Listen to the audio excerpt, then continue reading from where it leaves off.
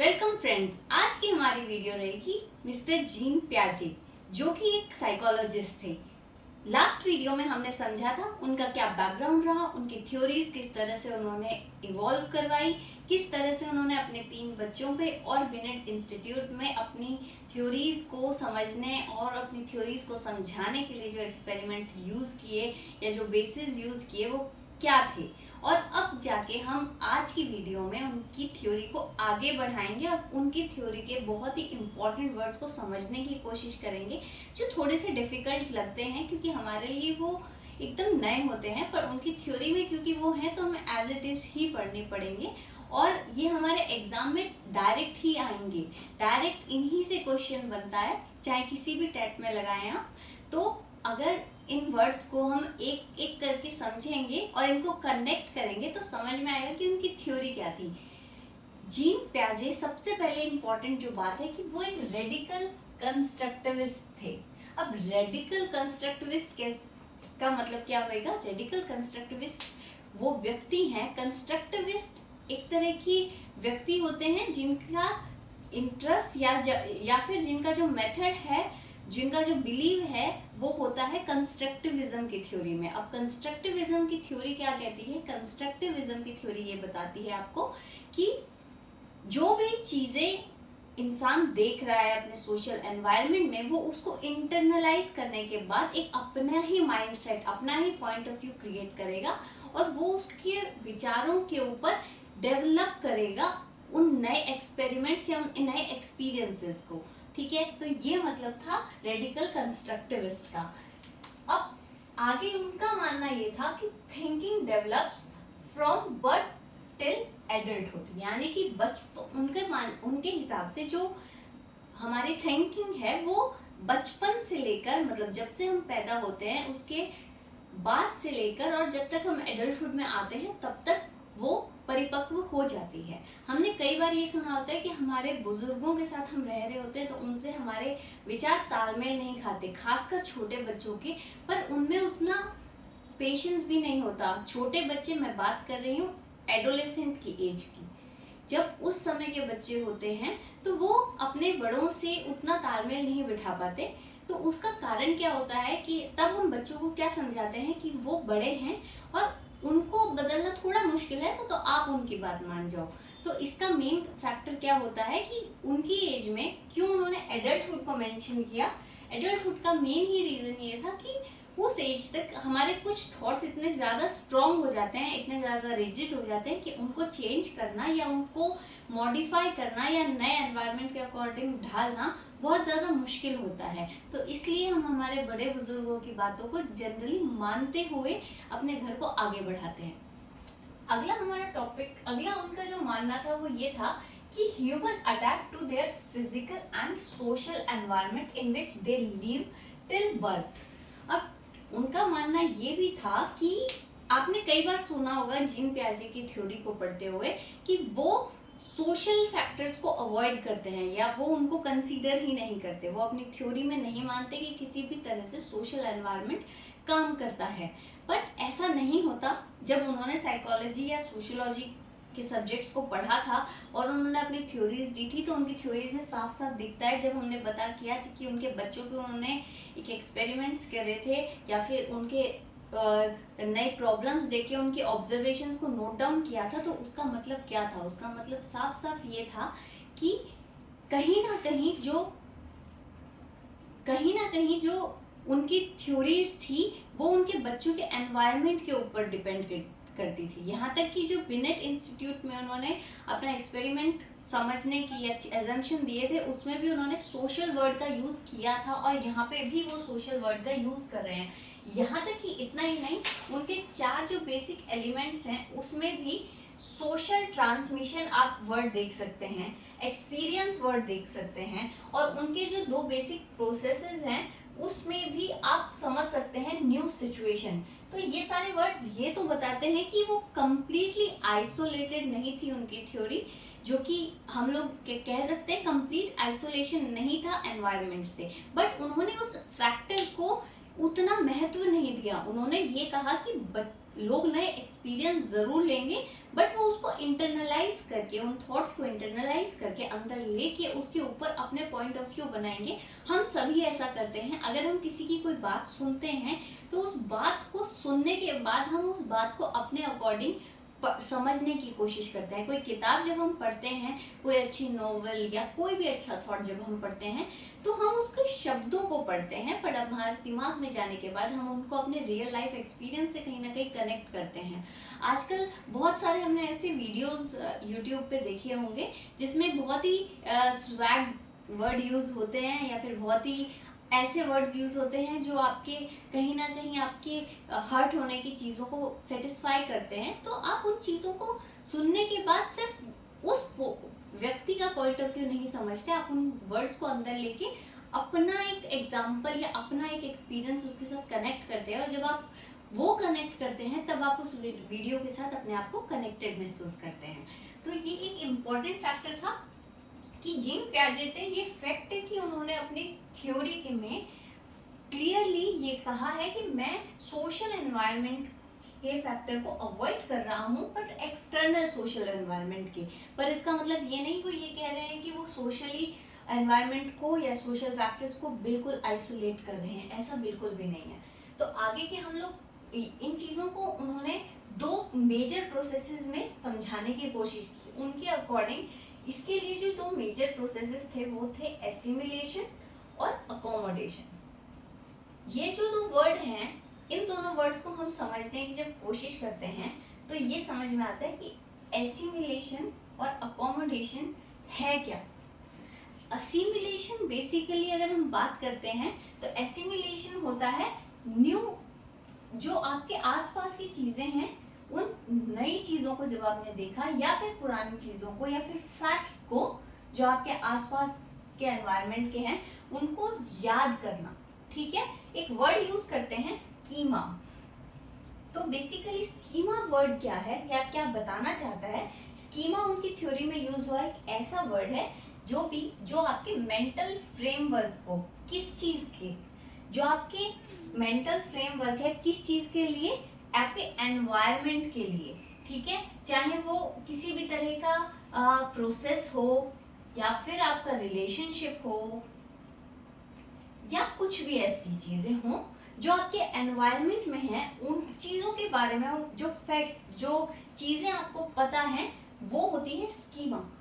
अब उस स्कीमा को जब हम उसमें नए फैक्ट्स या वो ही फैक्ट्स याद रखते हैं, उस स्कीमा को याद रखना असिमिलेशन है। आपने अपने एनवायरनमेंट को असिमिलेट कर लिया, आपने उस एनवायरनमेंट को याद कर लिया, समझ लिया।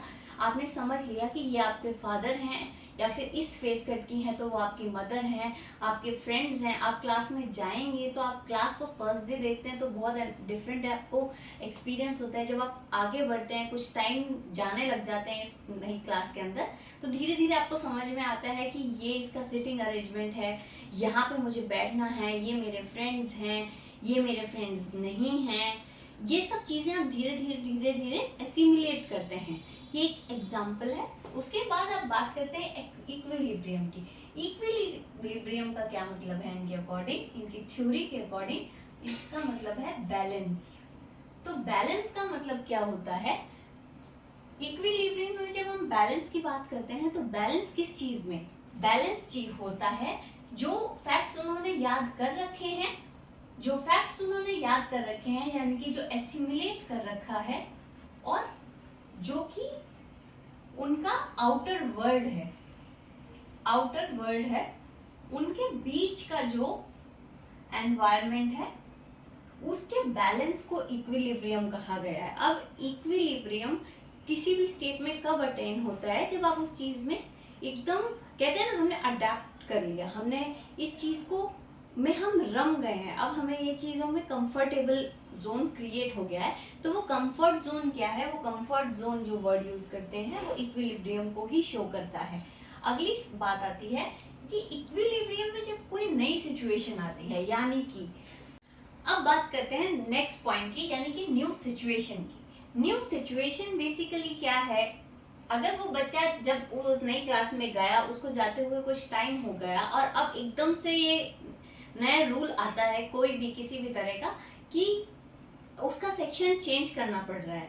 तो अब उसके लिए एक न्यू सिचुएशन क्रिएट हुई है। अब उस न्यू सिचुएशन को उसको वापस से वो सेम प्रोसीजर करना पड़ेगा, बट बहुत सारे नए फैक्ट्स और फिगर्स के साथ, क्योंकि नए बच्चे होंगे, नया एनवायरनमेंट होगा, नया सोशलाइजेशन करना पड़ेगा, नई नई लोगों से फिर से मिलना पड़ेगा, सबको फिर से समझना पड़ेगा, किससे उसकी दोस्ती अच्छी होगी नहीं होगी, किसके साथ उसका बॉन्ड बनेगा नहीं बनेगा, क्लास टीचर कैसे होंगे, वो सब चीजें उसके लिए नई रहेंगी। तो वो जो नई सिचुएशन एक नई क्लास में जाने की उनके लिए आई है, वो एक डिसइक्विलिब्रियम क्रिएट करेगा, यानी कि उनके उस बैलेंस को जो उन्होंने यहाँ पे क्रिएट किया था उस बच्चे ने, वो उस बैलेंस को खत्म कर देगा, यानी कि बैलेंस डिस्टर्ब कर दिया जाएगा फिर से। उसी डिस्टर्बेंस को हम डिसइक्विलिब्रियम कह रहे हैं।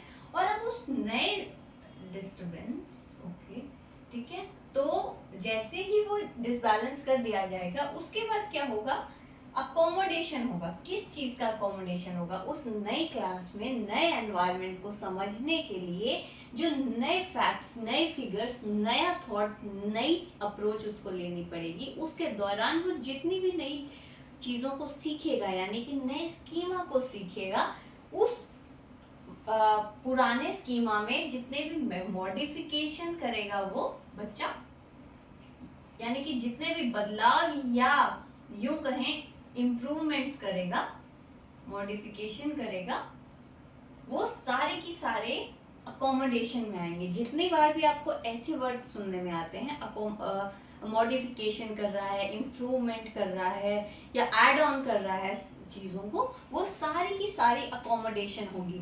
अब आप इन दोनों प्रोसेसेस को अगर आप समझेंगे, जीन प्याजे के हिसाब से ये दोनों प्रोसेसेस बहुत इंपॉर्टेंट थे। कौन कौन से, असिमिलेशन, अकोमोडेशन, इन दोनों वर्ड्स को आपको समझना पड़ेगा। जो प्रीवियस फैक्ट्स हैं, न्यू फैक्ट्स, आप एक चीज को समझेंगे, हर एक सिचुएशन, हर व्यक्ति के लिए एक पॉइंट पे असिमिलेशन होता है, यानी कि उसके लिए वो फैक्ट्स होता है जो वो याद करता है, और दूसरे पॉइंट पे वो अकोमोडेशन हो जाता है। तो यानी कि कोई भी चीज जब वो अकोमोडेट करेगा, कुछ टाइम बाद वो ही असिमिलेशन हो जाएगा, और फिर से कोई नई सिचुएशन आएगी और वो उसे फिर से अकोमोडेशन करना पड़ेगा, और उसके बाद वो फिर से असिमिलेट करेगा। तो बेसिकली ये एक ऐसी साइकिल है जो कंटिन्यूटी में चलती रहेगी। ये एक ऐसा प्रोसेस है जो चलता रहेगा, ठीक है। अब उसके बाद बात करते हैं उनके जो उन्होंने जीन प्याजे ने जो अपने 4 बेसिक एलिमेंट्स दिए थे, उनके अकॉर्डिंग डेवलपमेंट के 4 जो बेसिक एलिमेंट्स हैं वो ये थे, ठीक है। उनके अकॉर्डिंग क्या 4 एलिमेंट्स होने चाहिए, मैच्योरेशन, सोशल ट्रांसमिशन, एक्सपीरियंस और इक्विलिब्रियम। यहाँ पे फिर से इक्विलिब्रियम वर्ड आ जाता है। तो सबसे पहले मैच्योर होता है एक बच्चा अपने साइकोलॉजिकल तौर पे मैच्योर होता है, तो वो मैच्योरिटी की स्टेज आनी चाहिए आपको, ठीक है। अगर आप एक छोटे से 2 साल के बच्चे को अगर आप उनको बैठा के बहुत बड़ी बड़ी थ्योरीज या वर्ड्स याद करवाएंगे तो वो बच्चा याद नहीं कर सकेगा, इवन वो आपको समझ भी नहीं सकेगा। तो अभी मेंटल तौर पे वो मैच्योरिटी नहीं डेवलप हुई है, जो बायोलॉजिकल मैच्योरिटी की हम बात करते हैं।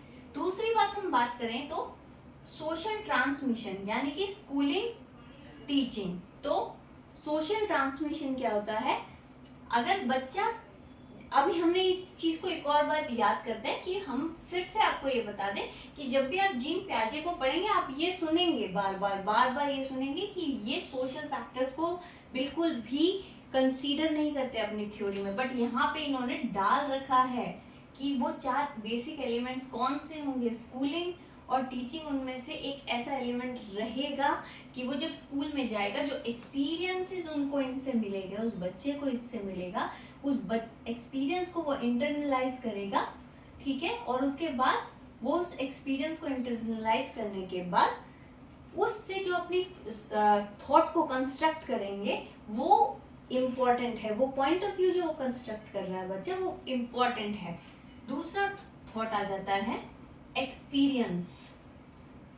वो वही एक्सपीरियंस है जो कि हमने यहाँ पे बात की, स्कूलिंग और टीचिंग से के मेथड से या सोशलाइजेशन के मेथड से भी जो बच्चा सीखेगा वो सारी की सारी चीजें आप यहाँ देखेंगे कि वो उसका एक्सपीरियंस बन जाता है। जैसे हमने लास्ट वीडियो में समझा था कि महात्मा बुद्ध का जो एक्सपीरियंस था, सिद्धार्थ का जो एक्सपीरियंस था, उसने उनको महात्मा बुद्ध बना दिया था। ठीक है, उसके बाद आती है इक्विलिब्रियम। इक्विलिब्रियम वही स्टेट है, वही बैलेंस है जो उनका उस बच्चे का इन सारी चीजों के बाद क्रिएट होता है। क्यों हम ये कहते हैं कि बच्चे की हर स्टेज बहुत इंपॉर्टेंट है, उसका हर इंटरेक्शन बहुत इंपॉर्टेंट है, वो बहुत सेंसिटिव स्टेज पे है। हमने कई ऐसे एग्जांपल्स हमने देखे होते हैं, कई ऐसी चीजें हमने देखी होती है कि छोटा बच्चे कई सारे आपको अलग अलग नेचर के मिल जाते हैं।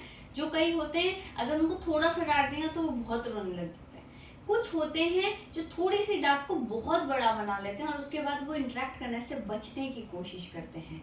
इन सब चीज़ों को बहुत सारे सोशल फैक्टर्स में आप इन्वॉल्व कर सकते हैं। आप किसी भी बच्चे की अगर हिस्ट्री देखेंगे तो आप जनरली ये देखेंगे, जब आप अपने क्लासरूम मेथड को भी उठाएंगे तो भी आप उस बच्चे की हिस्ट्री पे ध्यान देना चाहिए। उससे क्या होता है, आपको उसको पढ़ाने में थोड़ा कन्वीनियंट हो जाता है, आपको उसको समझने में आसानी हो जाती है। और ये हम लोगों के लिए बहुत इम्पोर्टेंट, जब हम लोग कहते हैं कि हम लोग पेरेंट टीचर मीटिंग कर रहे हैं, उसका मतलब क्या होता है। और बहुत सारे ऐसे मेथड्स हैं, क्वेश्चनरिंग मेथड्स हैं, फैमिली हिस्ट्री मेथड्स हैं, जिनके थ्रू हम उन बच्चों के बारे में जानने और समझने की कोशिश करते हैं। उनका रीज़न क्या है कि ये जो एक एक स्टेज बताई गई है या एक एक एलिमेंट्स बताए गए हैं जीन पियाजे के द्वारा थ्योरी में, वो सारी चीज़ें बताती है कि कितना इम्पोर्टेंट है एक बच्चे के को समझाने के लिए उसको पहले समझना। Thank you. बाकी की वीडियो हम कल कंप्लीट करेंगे।